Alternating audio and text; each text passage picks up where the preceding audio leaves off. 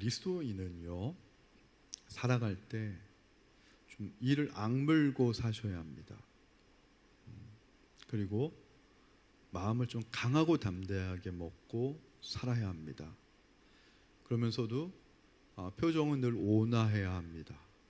온화한 표정을 하면서, 하지만 속은 이를 악물고 다부진 마음으로 사셔야 합니다. 저는 여기서 목회하는 동안 늘 그렇게 살아왔습니다.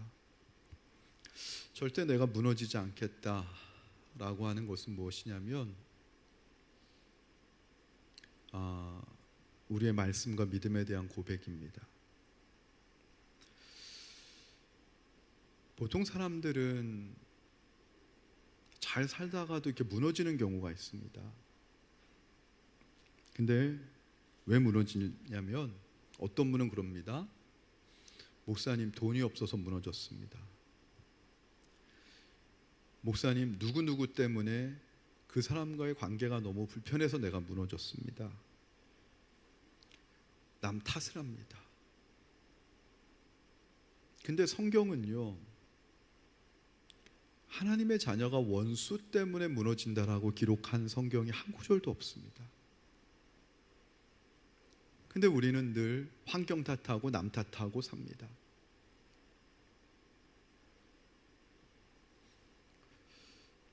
그리고 반대로 무엇인가 잘 되면 자기가 잘해서 열심히 잘 되는 줄로 압니다.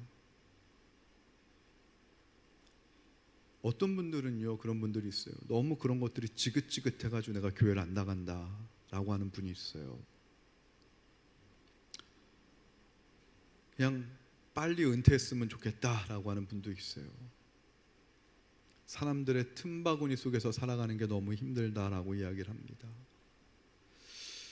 교회는 그런 사람들의 틈바구니입니다. 그럼에도 불구하고 하나님께서는 저와 여러분을 이 교회에서 예배를 받으시겠다라고 얘기하죠.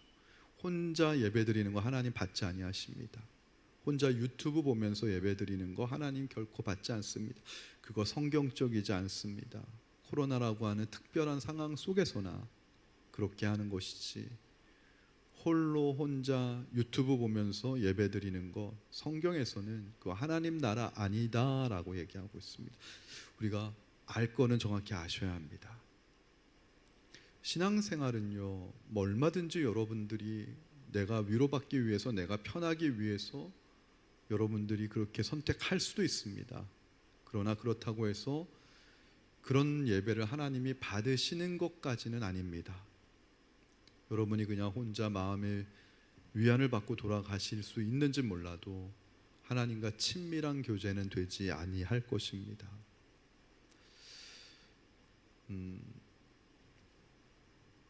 제가 목회를 하면서 보니까 그렇더라고요. 어떤 분들은 인생의 가장 힘든 시기를 지나갈 때 교회에 와서 말씀을 듣고 그 말씀을 통해서 인생의 정답을 찾으신 분들은 말씀을 더 알고 싶어요. 그래서 믿음이 자라갑니다. 근데 어떤 분들은 인생의 힘든 시절을요, 말씀을 통해서 해답을 찾은 것이 아니라 내가 힘들 때 교회의 성도들이 내 옆에 있었어, 권사님이 내 옆에 있었어, 집사님이 내 옆에 있었어, 그때 내가 외로울 때 함께 있어서 내가 힘든 시간을 견뎠어 하는 분들은 별로 말씀에 대해서 교회를 나와도 알고 싶어 하지 않더라고요. 사람 떠나는 게 그냥 슬프고, 사람 만나면 기쁘고, 그렇게 가버리더라고요. 그래서 처음에 은혜를 어떻게 받느냐가 굉장히 중요하구나라는 것을 저는 깨닫게 되었습니다. 어떤 목사님이 저한테 그런 얘기를 해요. 선배 목사님이, 우리 교인들은 주일날 예배 나오는 이유가 인생의 해답을 찾기 위해서 오는데, 늘 설교 예배 끝나고 나면 목사님 오늘 말씀을 통해서 제 인생의 문제와 해답을 찾았습니다, 이런 고백을 하고 간다라는 거예요. 그래서 제가 참 복된 목회를 하십니다. 제가 그러면서 그건 부러웠습니다. 오늘도 저도 한번 그 부러움을 한번 성령님께 의지해서 고백하고 싶습니다. 여러분의 삶의 문제를 오늘 들려주시는 하나님의 말씀을 통해 문제의 해답을 찾고 돌아가는 시간이 되길 주님의 이름으로 축원합니다. 하나님은 살아계신 하나님이기 때문에 반드시 저와 여러분에게 필요한 말씀을 주신다는 것이죠. 오늘 제목이 해석은 예수님이다 라는 제목입니다. 눈치 빠르신 분들은 오늘 목사가 어떤 설교를 하겠구나 이미 다 아실 거예요. 보통의 사람들은요, 돈이 없어서 무너지는 게 아니에요. 인간관계 때문에 무너지는 게 아니에요. 그렇다라고 얘기를 하지만 사실은 인생의 해석을 예수님으로 하지 못해서 무너지는 것입니다. 여러분, 사업이 힘드세요? 노후에 돈이 없으세요? 건강에 이상이 생기십니까? 근데 그런 것들 때문에 무너지는 게 아니에요. 무너지는 것은 우리 인생의 해석을 예수님으로 하지 못할 때 무너진다는 사실을 여러분들이 오늘 이 말씀 시간을 듣고 꼭 깨달으시기를 주님의 이름으로 정말 소원합니다. 한 생각이 들었어요. 야곱이 갑자기 오늘 말씀을 준비하면서 야곱이 떠오르더라고요. 야곱이요, 마지막에 하나님이 어떻게 야곱을 축복해 주셨습니까? 애굽의 바로왕 있잖아요. 세계 최강대국 그 애굽의 바로왕을 무명의 한 노인네인 야곱이 축복을 해주는 장면으로 끝납니다. 야곱의 인생이. 그러면서 야곱이 그런 고백을 해요. 애굽의 바로왕 앞에서 당신 누구냐라고 물었겠죠. 바로왕이 이렇게 고백합니다. 내가 130년을 살았는데, 왕이시여 내가 130년을 살았는데 참으로 험악한 세월을 살았노라고. 그리고 뜬금없이 내가 하나님의 이름으로 당신을 축복하겠노라고 하는데 바로왕이 또 받아요, 그 축복을. 저는 예전에 이 본문을 어떻게 생각했냐면요, 그치, 야곱의 인생이 참 험악한 세월 살았지. 엄마 뱃속에서부터 막 경쟁을 했어요. 경쟁할 것도 없는데. 저는요, 아직도 내가 이 경쟁, 승부욕이 있다 하는 분들에게 위로의 말씀을 좀 드리고 싶습니다. 예수님이 제자들에게 뭐라고 말씀하셨는지 아세요? 내 아버지 집에는 거할 곳이 많도다. 할렐루야. 이 말이 예수님이 왜 하셨지 했는데 제자들끼리 막 충성 경쟁이 일어났잖아요. 그렇게 비교하고 경쟁할 거 없다라는 거예요. 지금 좋은 몫을 막 차지하는 강남에 진짜 땅 하나 산 사람들이, 그 사람들은 비교와 경쟁 속에서 이긴 사람들이라고 할지 몰라도 하나님 나라는 그럴 필요가 없다는 거예요. 거할 곳이 많기 때문에. 내 아버지 집에는 거할 곳이 많도다. 비교하고 경쟁하면서 하나님께 더 인정받고 예수님께 더 인정받을 할 필요가 없다라는 거예요. 편안한 마음으로 주님 섬기셔도 우리가 넉넉히 하나님 집에 거할 곳이 많은 줄로 믿습니다. 근데 야곱은요, 엄마 뱃속에서부터 막 경쟁했잖아요. 그리고 그 팥죽 사건 아시죠? 형 에서의 미움을 받아가지고 쫓겨났어요. 야, 내가 형을 속였더니만 야곱이 나보다 더한 사기꾼을 만나요. 삼촌 라반은요, 더한 수가 높습니다. 참으로 험악한 세월을 살았어요.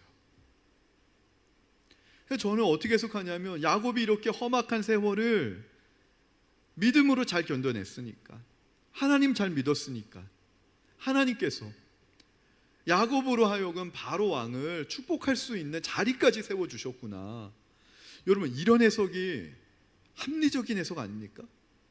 은혜로운 해석 아닙니까? 극적인 해석 아닙니까? 여러분들 이 해석에 동의하시는 분은 아멘 하시기 바랍니다. 제 설교는 늘 함정이 있잖아요. 무턱대고 아멘 하면 안 되잖아요. 네. 저도 그렇게 생각을 했어요. 근데 오늘 설교를 준비하면서 좀 새로운 게 보이더라고요. 뭐냐면요, 이 야곱이 바로왕을 축복한 이 놀라운 사건은 하나님이 아브라함에게 주신 그 약속의 말씀 때문에 그런 거더라고요. 그 창세기 22장 말씀 한번 방송실 있으면 한번 띄워줘 보세요. 창세기 22장 16절 17절 말씀. 네, 우리 다 함께 한번 읽어볼까요? 찬찬히 뜻을 생각하면서 시작. 이르시되 여호와께서 이르시기를 내가 나를 가리켜 맹세하노니 내가 이같이 행하여 내 아들 내 독자도 아끼지 아니하였은즉. 자, 여기까지요. 하나님께서 아브라함을 부르셔서 내가 너로 큰 민족을 이루게 하겠다, 너 이름을 창대하게 하겠다, 그러면서 내가 너를 통해 복의 근원이 되겠다, 3대 약속을 주시면서 3대 약속은 아브라함을 믿음의 조상으로 세워서 하나님의 나라를 이루게 하는 첫 번째 믿음의 조상으로 세우겠다는 거예요. 자, 그런데요, 그러면 이 복은 아브라함에게만 해당이 되는 복이 아니라 아브라함을 통해 이룰 그 후손들까지 동시에 적용이 되는 복인 걸 믿으시기 바랍니다. 근데 이 복도요, 아브라함이 뭘 통과해야 성취가 돼요. 그 통과한 게 뭐냐면 아브라함이 하나님께 약속으로 받은 후손이 이삭인데 그 이삭을 믿음으로 드렸을 때, 자 보세요, 내가 내 아들 독자도 나를 위하여 아끼지 아니하였음즉, 이 하나님의 테스트를 통과했을 때 아브라함의 후손 자손에게 하나님이 주시기로 한 복을 주시겠다는데 그 복의 내용이 17절입니다. 17절 읽겠습니다. 자, 창세기 22장 17절 시작. 내가 내게 큰 복을 주고 내 씨가 크게 번성하여 하늘의 별과 같고 바닷가의 모래와 같게 하리니 내 씨가 그 대적의 성문을 차지하리라. 여러분, 내 씨가 아브라함으로부터 날 자손이 결국 어떻게 된다고요? 대적의 성문을 차지할 것이다. 이게 창세기 22장 17절 말씀이요, 사실은 이 말씀을 완전히 성취하신 분이 누구냐면 예수님이에요. 예수님도 아브라함의 자손으로 오신 분이거든요.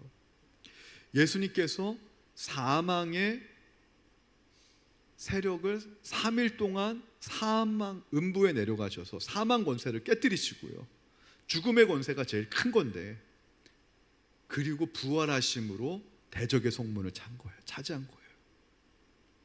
근데 이거는 예수님이 최종 완성하시기까지 아브라함의 후손들은요 다 이와 같은 복을 받은 거예요. 자, 그럼 묻겠습니다. 저와 여러분도 아브라함의 후손 맞습니까? 아브라함의 후손 맞아요? 그럼 여러분 대적의 성문 차지하셨습니까? 차지하셨습니다. 할렐루야. 믿으세요. 저는요 이 창세기 22장 17절 말씀이 딱 생각이 나는 거예요. 계속 하나님한테 기도한 거예요. 하나님, 야곱이 어떻게 바로왕을 축복하는 게 가능한 일입니까? 인간적으로 생각해 볼 때는 요셉 때문에 그랬을 거예요. 아들 요셉이 워낙 훌륭한 총리니까. 그런데 요셉을 하나님께서 도구 삼으셔가지고 창세기 12장 17절 말씀을 성취하신 사건이, 야곱이 바로 왕을 축복하는 사건이 그 대적의 성문을 차지하는, 내 씨가 대적의 성문을 차지하는 사건의 성취고 나는 것이 깨달아진 거예요, 여러분. 자, 그렇다면 제가 하나 질문할게요. 마음속으로 대답해 보세요. 여러분, 인생에 있어서 사건이 먼저입니까? 말씀이 먼저입니까? 우리는 보통요, 인간적인 시점으로는 내가 이런 고난을 겪었더니 이런 하나님의 말씀이 깨달아졌어, 내 사건이 먼저고 말씀이 나중에 후순위로 깨달아지는 것처럼 생각이 돼요. 이걸 연대기적인 깨달음이라 그래요. 근데 선지자적인 깨달음은 뭐냐면 말씀이 먼저 오셨다라는 걸 나중에 깨닫게 되는 거예요. 성경에 그런 표현이 많습니다. 내가 하나님을 사랑한 줄 알았는데 하나님이 나를 먼저 사랑하셨다, 뭐 이런 거. 내가 교회 내 발걸음으로 나와서 교회 나온 줄 알았는데 성령님이 내 발걸음을 인도하셔서 교회 나오게 하셨다. 내가 하나님을 믿은 줄 알았는데 창세전부터 만세전부터 하나님이 나를 하나님의 자녀로 예정하시고 선택하셨다, 뭐 이런 것들. 내가 주님을 믿은 줄 알았는데 예수님이 말씀으로 내 인생에, 저와 여러분의 인생에 먼저 다가오신 거예요. 할렐루야. 야곱이 130년이라고 하는 험악한 세월을 믿음으로 잘 견뎌내가지고 바로왕을 축복한 줄 알았는데, 사실은 아브라함에게서부터 주셨던 그 내 씨로 하여금 대적의 성문을 차지하겠다라고 하는 그 언약이 먼저 왔기 때문에, 그 언약의 성취로 야곱이 바로왕을, 무명의 한 히브리 노인네가 미국의 막 대통령보다도 더 힘이 센 당시에 바로왕을 축복할 수 있는 그 자리에 설 수 있었던 거예요. 자, 그렇다면 저와 여러분이 오늘 맞이하는 이 사건은, 이 사건보다 뭐가 먼저 있었음을 우리가 깨달아야 돼요? 언약, 약속. 말씀은 약속이거든요. 하나님의 약속이 먼저 있었다라는 것을 우리는 믿어야 합니다. 그럼 내가 오늘 나에게 일어나는 모든 사건은 하나님의 약속을 이루기 위한 도구구나, 재료구나. 여러분, 이런 믿음이 있으시기를 주님의 이름으로 축원합니다.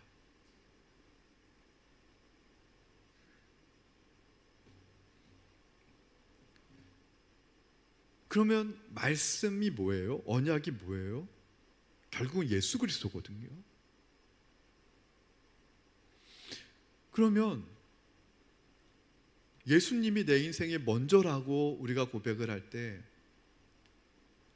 내가 이해할 수 없는 욕과 같은 고난을 만나요. 내가 감당할 수 없는 나의 핍박자, 대적자를 만나요.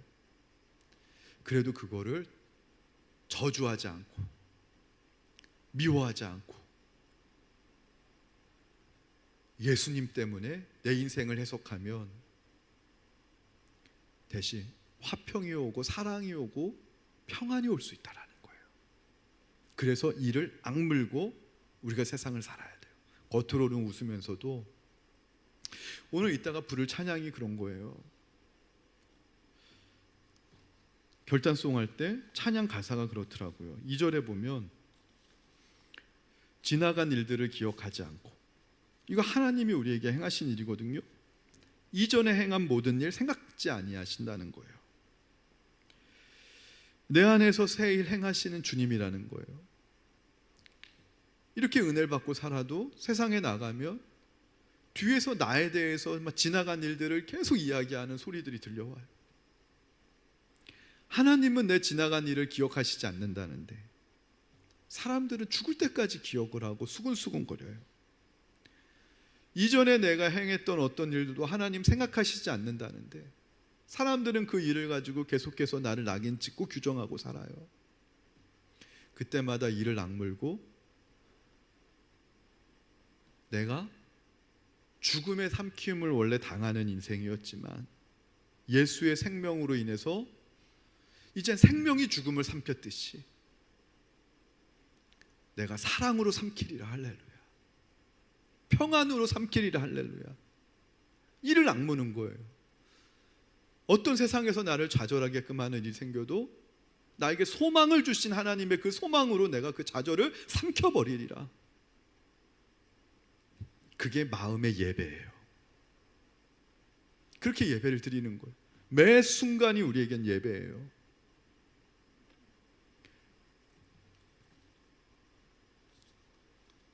저는 사실 김종호 권사님 그때 얘기를 듣고 너무 놀래가서 갔는데,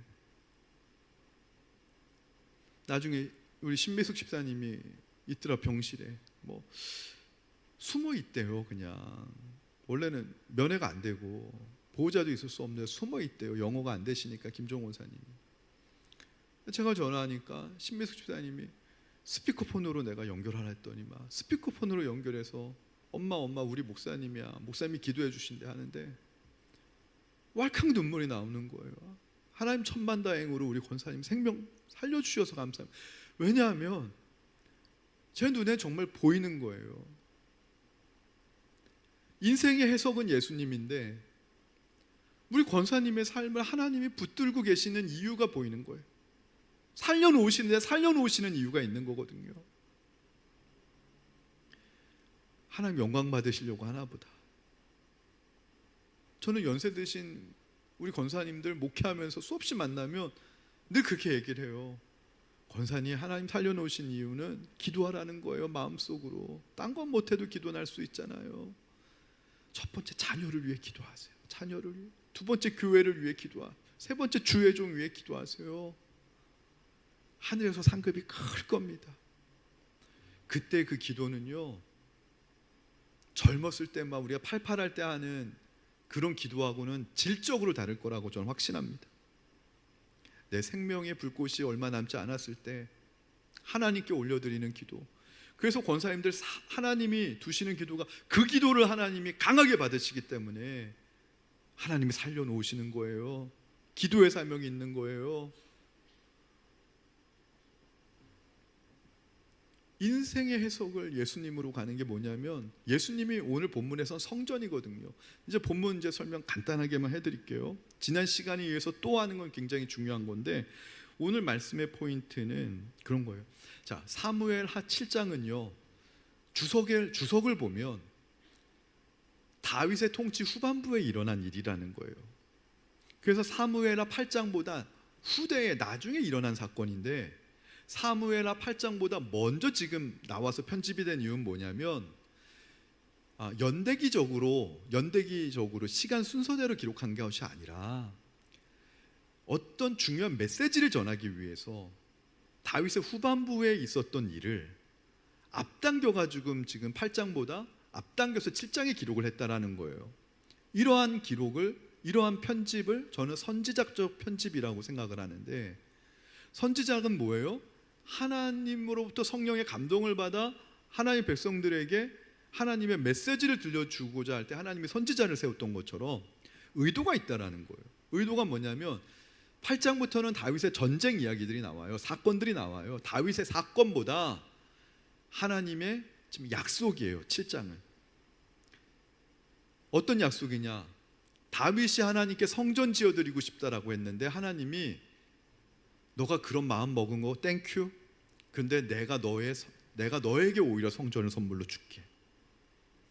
너가 나를 위하여 집을 짓는 인생이 아니라 내가 너를 위하여 집을 지어주는 거야. 하나님이 이걸 알려주면서 오히려 하나님이 역으로 다윗에게 성전을 선물로 주시겠다라는 거예요.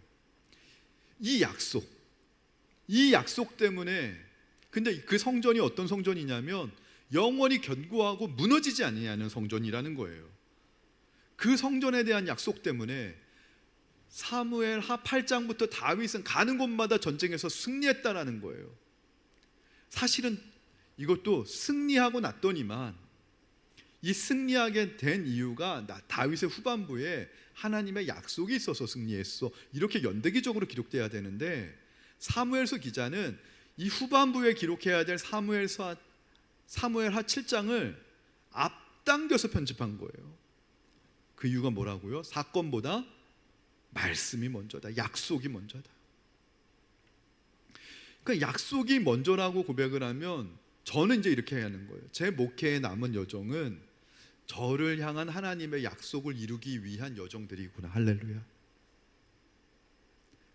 내 인생은 하나님이 나에게 축복의 약속을 해주셨는데, 은혜의 약속을 해주셨는데, 아브라함에게 주신 약속 뭐예요? 3가지 다시 말씀드려요. 큰 민족을 이루고 내 이름을 창대케 하고 복의 근원이 되게 하는 이 3가지 약속을 이루기 위한 남은 여정들이었던 거예요. 실제로 아브라함의 남은 인생은 그랬습니다. 그렇다면 여러분, 우리가 상상할 수 없는 고난이 오는 것은 뭐예요? 하나님이 내게 주시려고 하는 축복의 약속이 내가 생각했던 것보다 더 큰가 보다. 왜인 줄 아세요? 경기도요 1대 0으로 지고 있다가 2대 1로 역전하는 게 더 감동이 있겠어요? 99대 0으로 지다가 100대 99로 역전하는 게 더 감동이 있겠어요? 다른 거예요.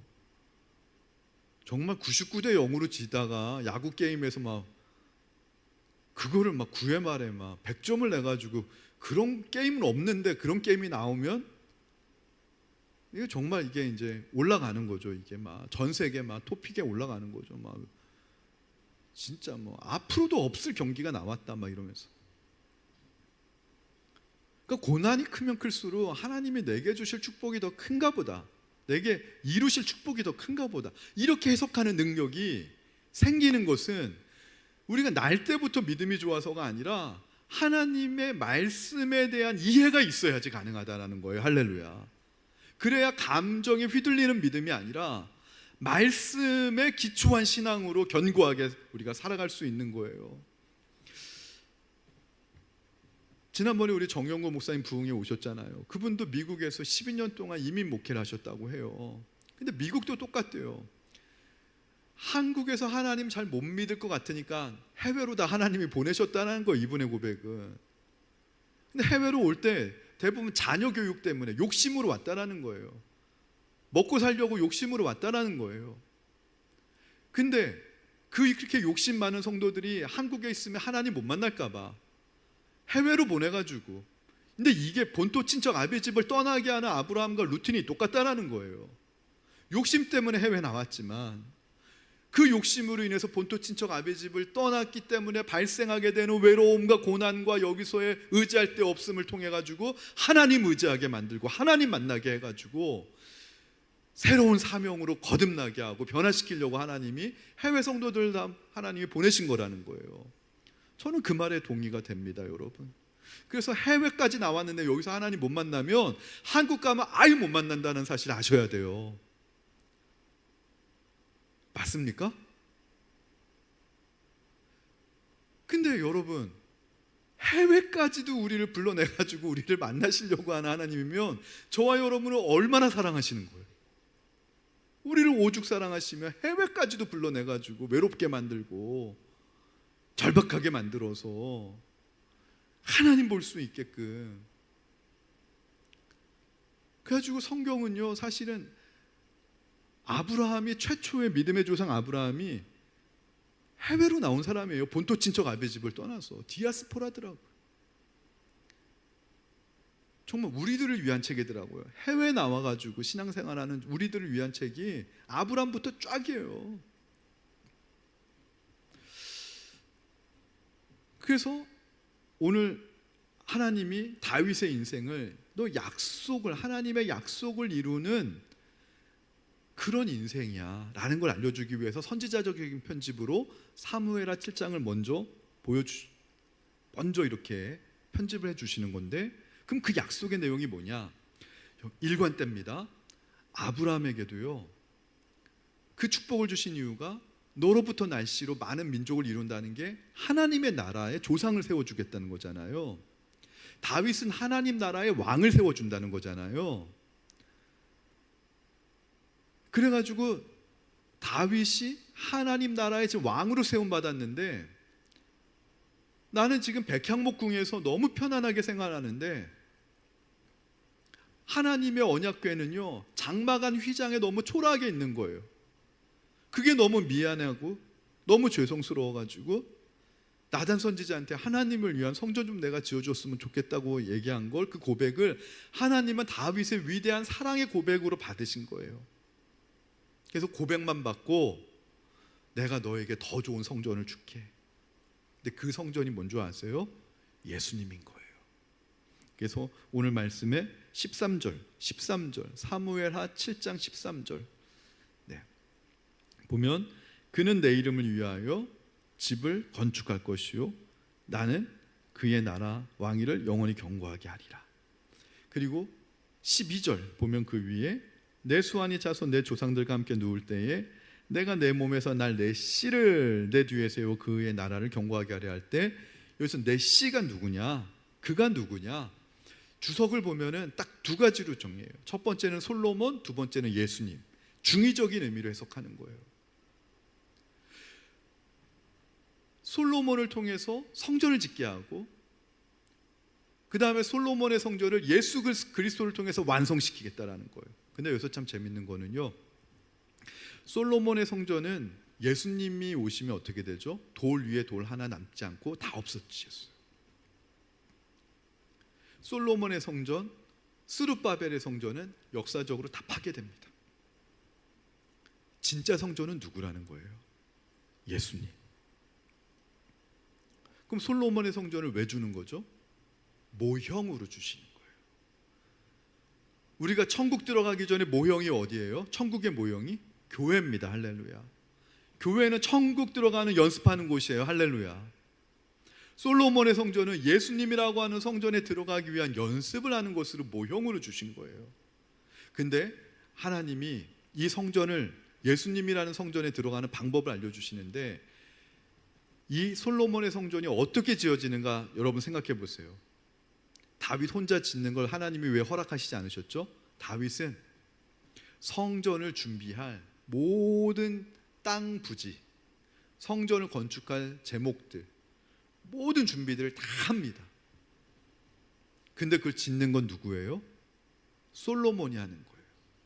이건 뭐냐면 다윗과 솔로몬은 생명의 관계인데, 아버지와 아들의 생명 관계로 서로 연합하여 짓는 게 성전이라는 걸 보여주시기 위한 거예요. 할렐루야.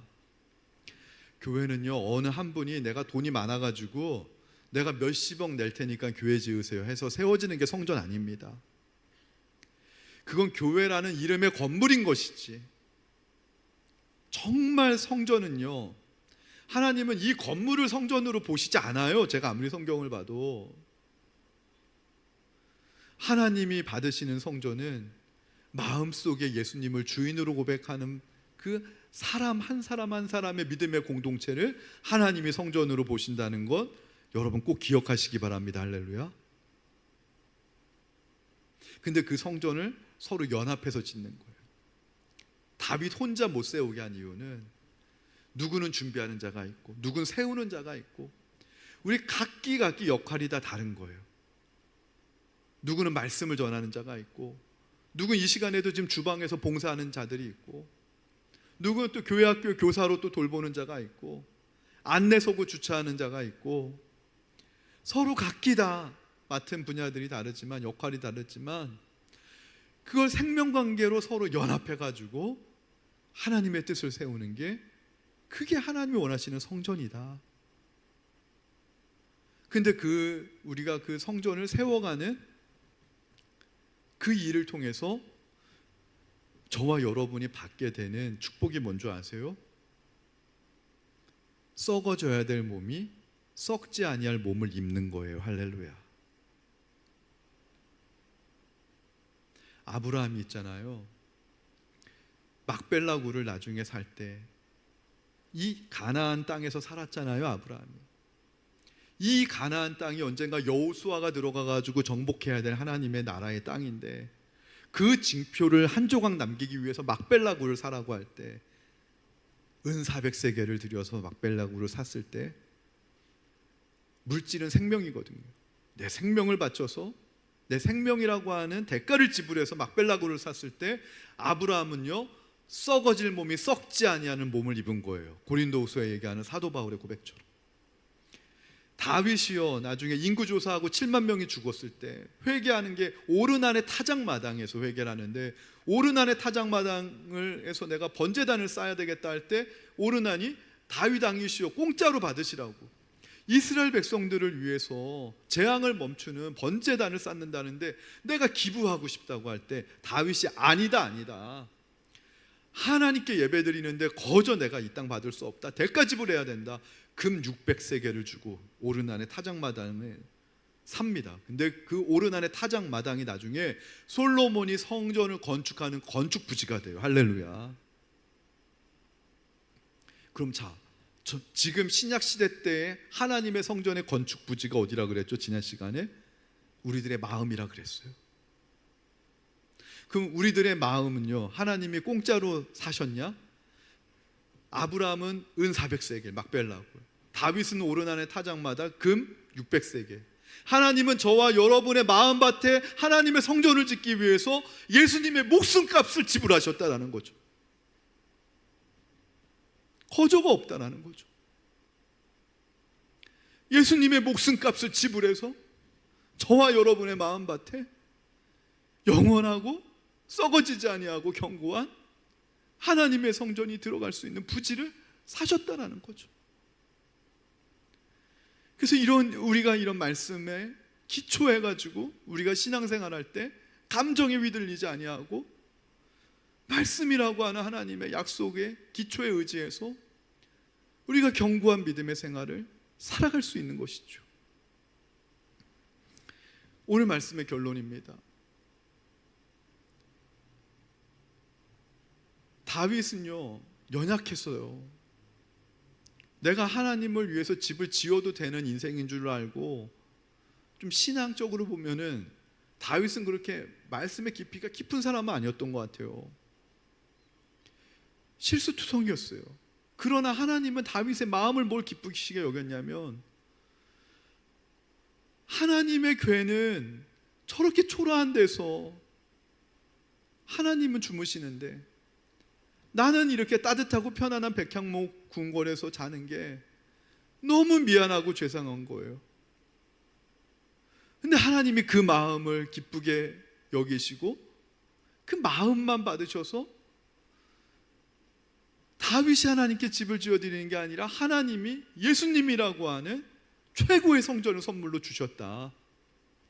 이런 성전을 선물로 받은 사람이 저와 여러분 아닙니까? 그렇다면 우리 인생의 해석을 뭘로 해야 되느냐? 예수님으로 하시라는 것이죠. 수없이 많은 정말 어려움들이 있을 거예요. 사탄은 계속해서 우리를 넘어뜨리려고 할 거예요. 근데 그때마다 지나간 일들을 기억하지 아니하시고 이전에 행한 모든 일, 십자가의 보혈로 다 용서해 주신, 그 나를 가장 존귀하게 하시고 내 안에서 새일 성전을 이루시려고 하는 그 하나님만 바라보면서 사망에 삼키움 당하는 게 아니라, 정말 해외는요 막 없는 말들도 막 만들어내고 막 이런 게 해외 생활이더라고요. 그런 것들에 넘어가는 게 아니라, 나를 저주하고 핍박하는 사람이 있다 할지라도 나는 그 사망에 삼키움 당하는 게 아니라 예수의 생명으로 내가 오히려 당신을 삼켜주겠다 라고 하는 마음으로, 당신이 나에게 손가락질하면 난 당신을 위해 축복을 해주겠다, 축복 기도를 하겠다라는 마음으로.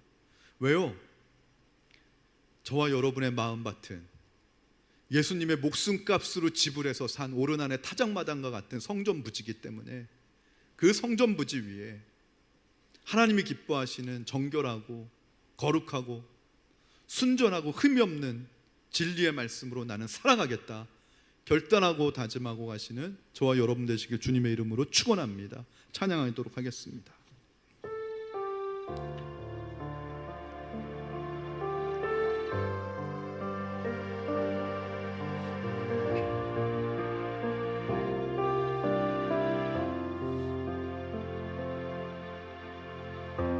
십자가 그 사랑 멀리 떠나서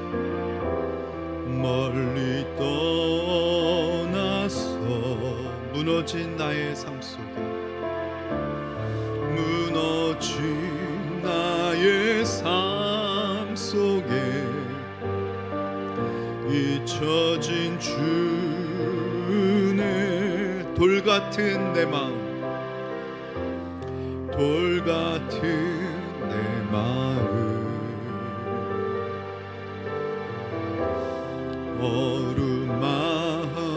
어루만지사 다시 일으켜 세우시, 다시 일으켜 세우시 주를 사랑합니다.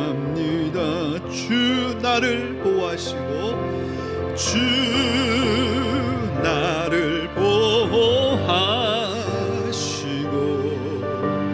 날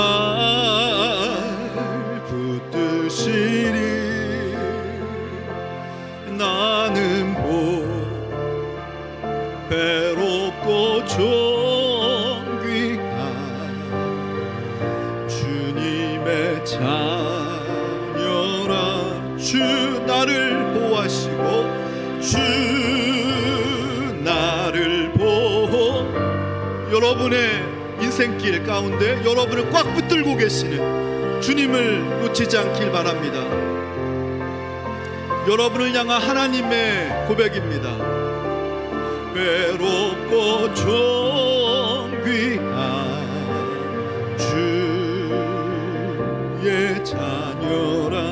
지나간 일들을 기억하자.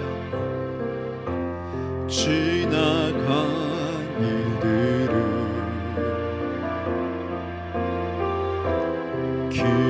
기억하지 않고 이전에 행한 모든 일 주님께서는 다시 생각지 않으십니다. 행한 모든 일 생각지 않으리. 사막의 강물과 사막의 강물과 길을 내시는 주,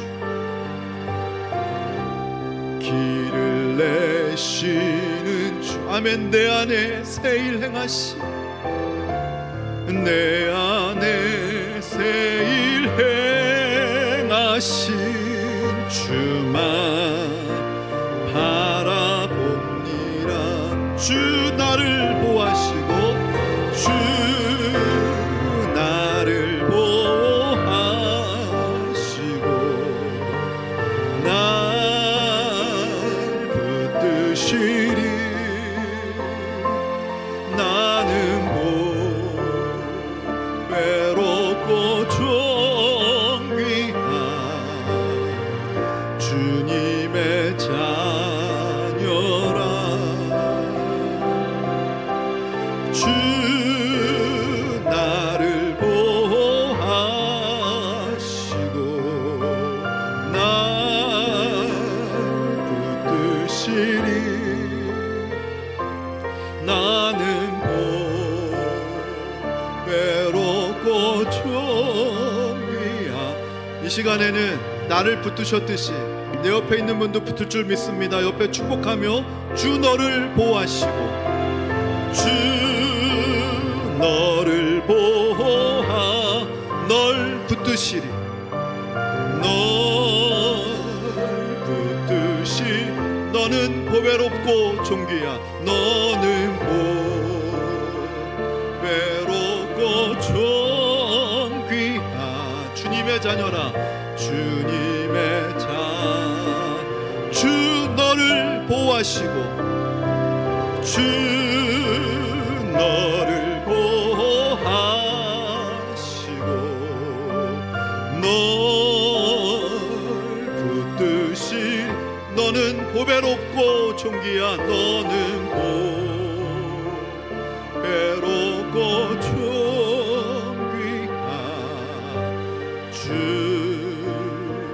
주의 자녀라.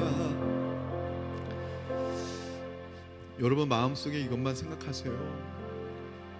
하나님은 대가 지불이 있어야 성전을 세우시는 분입니다.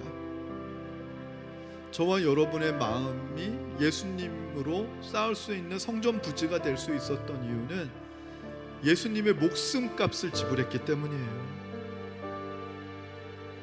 하나님이 그런 대가 지불을 하시고 한 이유는 하나님의 약속을 저와 여러분의 삶에서 반드시 성취하시겠다는 거예요. 사람들은 그렇게 생각할지 모릅니다. 저 사람을 통해서 하나님이 무슨 약속을 세우셔? 여러분, 그런데 그거는요 교만한 사람들이나 하는 생각입니다. 하나님은 능치 못하심이 없으십니다. 능치 못하실 일이 없으세요. 실수투성이, 죄 많은 그런 다윗의 인생이었어요. 밧세바와 간음하고 우리아를 살인교사하고 교만하여 인구조사하고 아들한테도 배신당하고 그런 다윗이었지만 하나님은 신실하게 다윗의 마음속에서 하나님의 성전을 지어가십니다. 솔로몬에게 왕위를 계승하게 하고 그의 나라를 영원하게 하고 예수 그리스도를 그의 가문에서 나게 하시고 이스라엘 사람들이 제일 존경하는 왕을 다윗으로 하나님 만드시는데 다윗이 잘나서가 아니에요.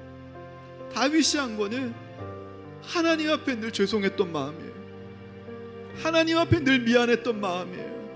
하나님의 은혜로 나는 이렇게 편하게 잘 먹고 잘 사는데 하나님은 늘 저렇게 초라한 거. 하나님은 다윗을 그 마음을 보고 예뻐하셨어요.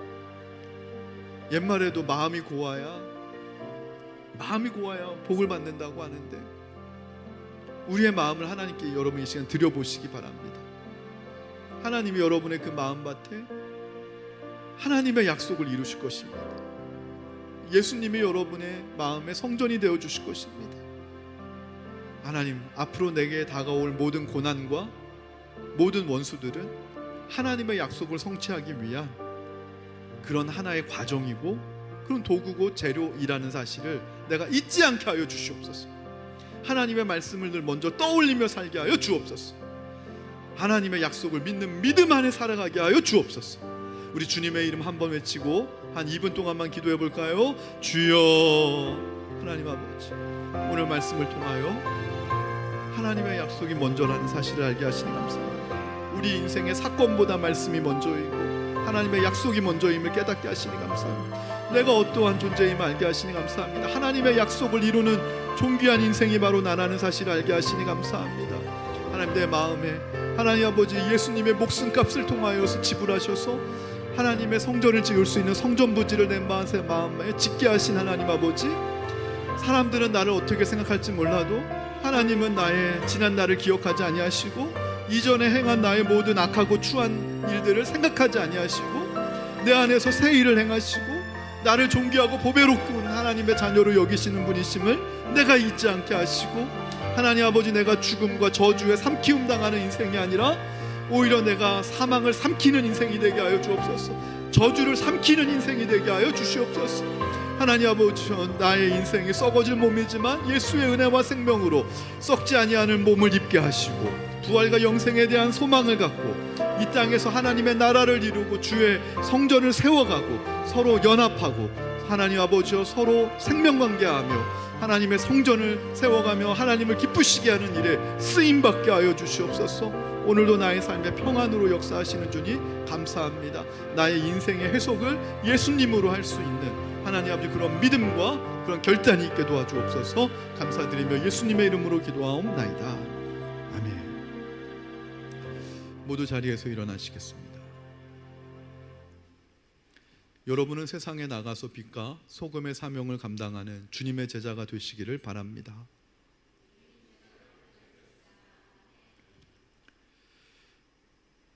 주님께서 대가 지불을 원하시는데 아브라함은 은 400세겔로 막벨라구를 샀고 다윗은 은 600세겔로 오르난의 타작마당을 사면서 썩어질 몸이 썩지 아니하는 몸을 입게 하시는 은혜를 입었는데, 우리는 하나님께 아무것도 해드린 게 없는데 예수님이 우리를 위해 십자가에서 목숨값을 지불해 주셔서 우리 마음밭에 하나님의 성전을 지을 수 있는 성전부지를 허락해 주시니 감사합니다. 아브라함과 다윗에게 약속으로 주셨던 그 약속이 나에게도 동일하게 임하는 약속인 걸 오늘 깨닫게 하셨사오니 이제부터 내가 만나는 모든 사건과 사람들은 하나님의 약속을 이루는 그러한 통로가 되고 도구가 되고 재료가 됨을 내가 알게 하시고 고백하며 살게 하여 주옵소서.